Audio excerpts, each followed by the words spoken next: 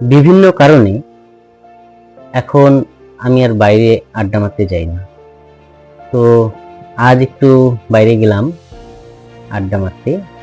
তো গিয়ে ভাবলাম যে বন্ধু বান্ধবদের সাথে একটু আড্ডা মারবো। তো দুর্ভাগ্যজনক ব্যাপার এটাই, গিয়ে দেখলাম যে আমার বয়সী কোনো বন্ধু বান্ধব আর আড্ডা মারার জায়গায় নেই। সময়ের ব্যবধানের কারণে এটাই হয়তো হয়ে আসছে। বিভিন্ন কাজে সবাই আজকাল ব্যস্ত, সবাই নানান জায়গায় নিজেদের কাজে নিজেদের কেরিয়ার তৈরি করতে ব্যস্ত। এই কারণে এখন আর হয়তো কেউ আড্ডা মারতে আসেও না।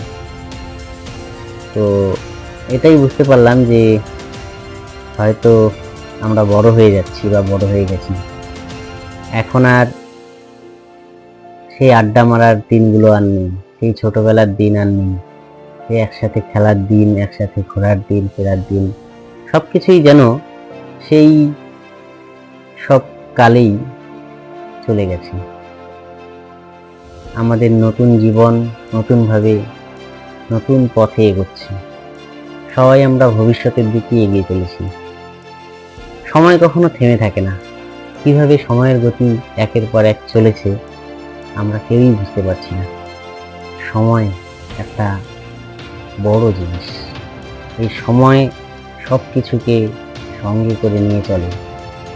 সময় সব কিছুকে ভুলিয়ে দেয়। সব কিছুকে একদম পিছনে ফেলে আমরা ধীরে ধীরে চলছি শুধু সামনের দিকে। সব বন্ধু বান্ধব, সব পরিচিত যারা ছিল, আজ কেউ আর সাথে নেই। গিয়ে দেখি সব কুচকে পাচকারা এখন সবাই আড্ডা মারছে সেই আমাদের মতো। তারা তাদের দিন আনন্দের সাথে কাটাচ্ছে, দেখে খুব ভালো লাগলো। হয়তো তারাও একদিন এই সময়টা পার করে এসে আমাদের মতন হবে।